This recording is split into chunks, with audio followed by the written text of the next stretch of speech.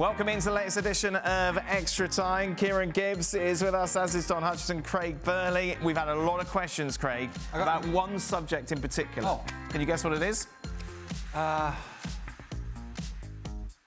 Would Craig like to know the result of South Africa-England? No. Anybody mention... I did due diligence. I texted everyone beforehand. So don't say anything. Even that Muppet in France even the one in France. Even him. Rent a gob. Yes, yeah. And Kieran's like, why would I say anything? I said, well, just don't say anything. It's fine. We're all right. We're good. All right today. I mean, we've had a few other issues. There we are. That's okay. Come over here and help me with the wire. Did you want to say something, Don? What a game. What a game. All right, well, that's enough of that. Don't give us anything. Is Palmer Chelsea's best signing since the takeover, other than maybe Enzo, Don? I mean, it's early days. There'll be a reason why Guardiola thought he wasn't going to be good enough for City. I think the best two signings, I think, for Chelsea will be in the next 2 or 3 years. Will be Enzo Fernandez and I think Caicedo as a pair. I think you look to the future and you think, my goodness me. I mean, Christopher Nkunku's still to come back as well. But that pair in the midfield, I think could be amazing. Kieran, we saw that kind of the argument before the penalty with Sterling and Palmer and Enzo getting involved. For example, when you were at Arsenal, did Wenger not say, right, you're the penalty taker, you're number one, that's it? Yeah, that was how it worked. And if you tried to interrupt someone's penalty, then you'd get a big fine. Oh, there you are. Did you ever try and do that, Kieran? Nah. I don't understand this. It's almost like greed. It's almost like more interested in padding your own stats. You know, because you're in the dressing room. I took penalties. Yeah. And it was like Jim Smith would say, you're the penalty. Yeah, I took them. I knew I was taking them at Derby because there wasn't too many other takers to take them in a relegation battle. But I didn't take them at Chelsea. I did in the shootout FA Cup. But Wisey took the penalties. At Celtic, I took some of them, and Henrik Larsson took others. But we knew before the game. Yeah. So I was either taking them or he was taking them. Whatever, whoever was the most comfortable. When the game started, I didn't go over, or he didn't come over and go, I think I'll take that one today. It was sorted beforehand. Yeah. Why do we keep having it? It's not just Chelsea. Why are we having all these teams that have multiple players coming round to have a conference about who's taking the penalty? It just doesn't make... It either smacks of not listening to the manager in the dressing room or not caring, or again, go back to this, I want to get on the score sheet. Was it Sterling trying to pull rank, do you think, Kieran? Well, unless Palmer was the original penalty taker, he must have been the top scorer in training. Right. Well, he scored against Burnley, didn't he, before the international break from the spot? Yeah, so I don't understand why. I don't understand the whole penalty, trying to take over someone else's penalty. I don't get it. Unless Raheem Sterling was like, I put a really good cross in there for the penalty, so I should... Oh, really? I deserve it. That was a pretty good cross, for Modric, and we got a penalty, so I should be rewarded. Look, fair play to the young guy anyway, stepping up again. Yes. And scoring. It's a big... It's quite a lot of money for a youngster going into a big West London club under a fair amount of pressure, and he has looked quite good. We know he's a good player, and Don's right, Guardiola doesn't let guys go that he thinks that are going to be top notch. That's not to say that he's always right, but he generally does that with players, and maybe that's a sort of inspiration to the youngster. But fair play, he's a confident young man. Craig, with the lack of a true central striker, can this current Real Madrid squad win the Champions League? No. Well, they can, but I don't think they will, to be honest. I mean, I suppose if they're going to go all the way through with Vinicius and Joselu, is it going to end up in Rodrigo and Vinicius? I mean, I don't know. It's chopped and changed, but no, I think that could be one of the thorns in the side, but I also think the defensive issues could be the ones as well.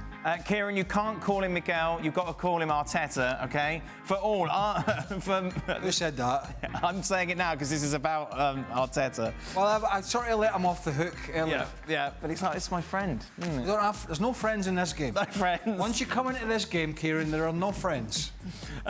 Kieran, Arsenal seemed almost incapable with managing to string together any sort of cohesive chance in the final third today. Should Arteta be scrutinised with some of of his tactical decisions, such as not starting Trossard? I think it's a tough one with not starting Trossard, although I think he's been unreal since he signed, and he's kind of like the secret weapon at the moment for Arsenal. You know, Martinelli also is, you know, one of our most dangerous players, and obviously Saka. So it is a tough one for him. But Trossard's been knocking on the door for a while now, and so I would like to see him. Wouldn't mind seeing him start in behind Jesus instead of, you know, one of the midfielders, because I think that, especially with the way Arsenal, you know, more often than not control games, I like him in those tight areas. And so yeah, maybe could have tweaked that a little bit, but listen, he came on at the end and, you know, put Arsenal back in the game, so it was a smart decision to make the substitution. So yeah, no, I don't think he should be scrutinised.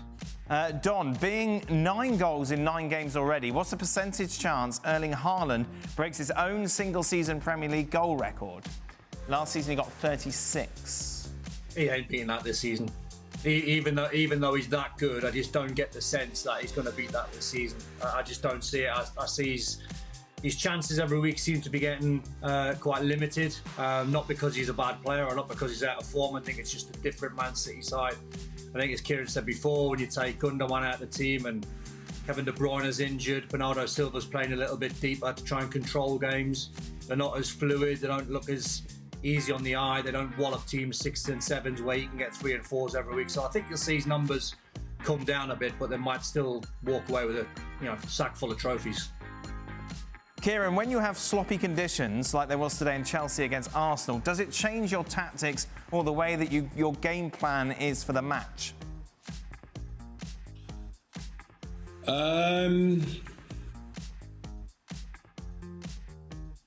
I mean, I don't know. I don't think their conditions were bad enough for you to change the way you play for a game like today.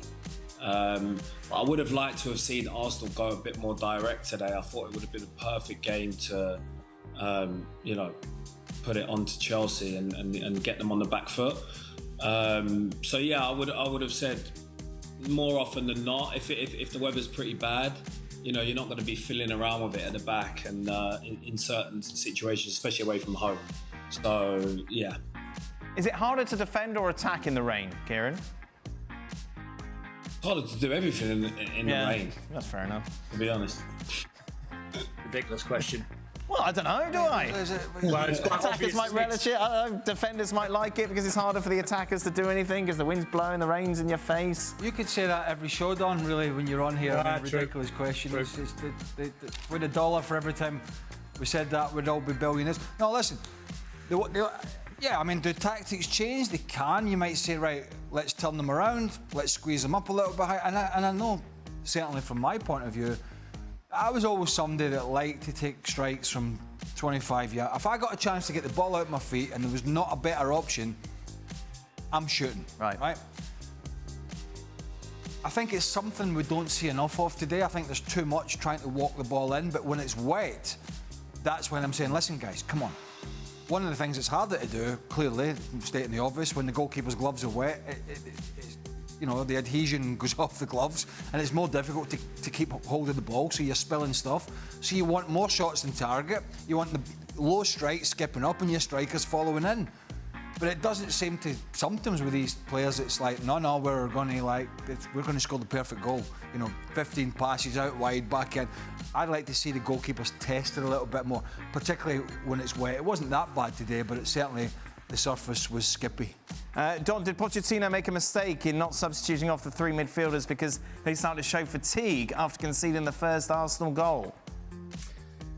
I don't think you can say that. I think sometimes we're guilty, or sometimes fans are guilty of over-analysing things because of the end result. I mean, I never saw Arsenal coming back into that game until they got the first goal, and that was a mistake from Robert Sanchez. So at that point, when Chelsea were winning 2-0, they looked really comfortable.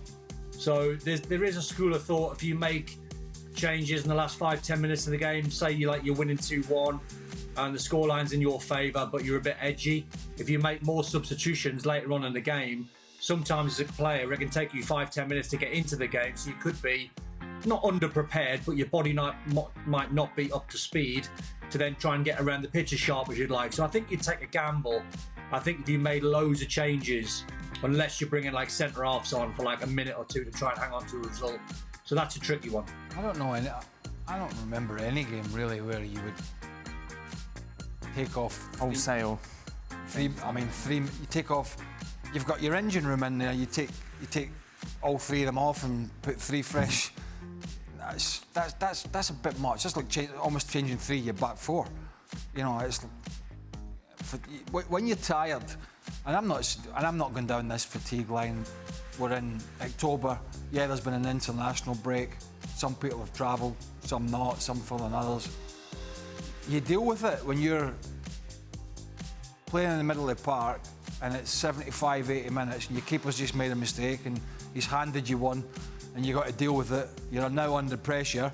You change your game, you change your mentality. You don't make as many runs forward.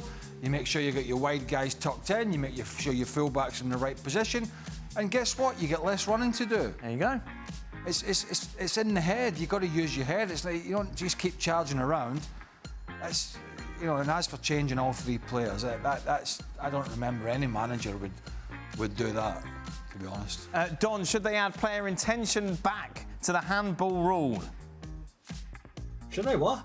Should they bring intention back? Intent. What's that mean? Oh, So because did they do it on purpose? That's doing it on purpose. Yeah, I've always gone by that rule. I think we've overcomplicated the handball rule over the years. I think, you know, especially with VAR, that's been in place about 4 or 5 years, and the rules have been, you know, in place for like 200 years, so they're not up to speed. I honestly think if you go back and you simplify it and you think, right, is that intentional handball or accidental handball?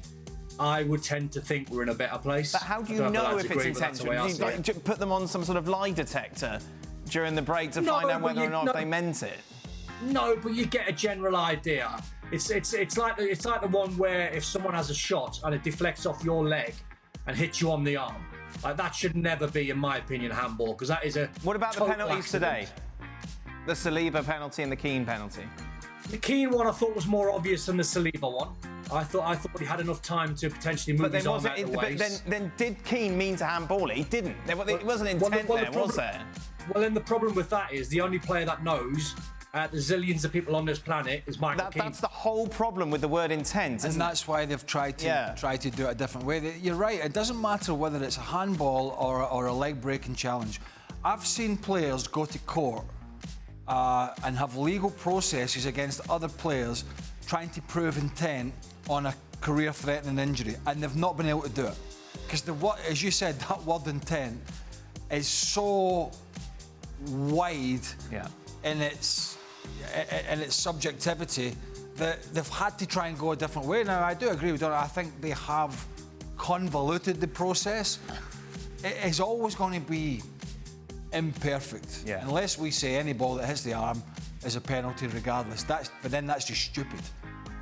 So, I don't think I've heard anybody have a concrete answer that would be the scenario that would put it to bed. Nobody on the planet has the answer to this, unless I'm missing something. I don't think so. Kieran, you're on the planet. Do you have the answer? Yeah, sometimes.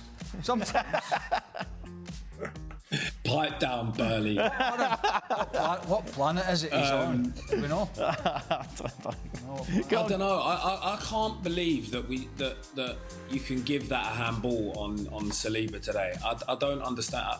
Surely there's enough common sense, and we know, you know, the refs know the game enough to know that was just not intentional at all. Same with the Keane one. Where McTominay's today was just definitely a handball. Definitely. Yeah. But I just don't understand how we can't apply just a bit of common sense. I don't think it's that difficult, but I don't write the rules. The trouble is, the trouble is, Kieran, the laws have been set and the referees are now applying the law into the terms of the wording. And so they were correct. Yeah. You know, was both Saliba and Keane's arm making themselves bigger in Saliba's case, stopping the ball going towards the goal, don't think it was quite on target. The answer is yeah. I mean, we can sit here and debate what the right way forward is, but I think it's difficult to argue against the referee applying the laws to both those incidents. To the wording, then it was correct. Final question. The only thing that I can think of is if the ball's on target and it hits your hand, then I think a penalty should be awarded.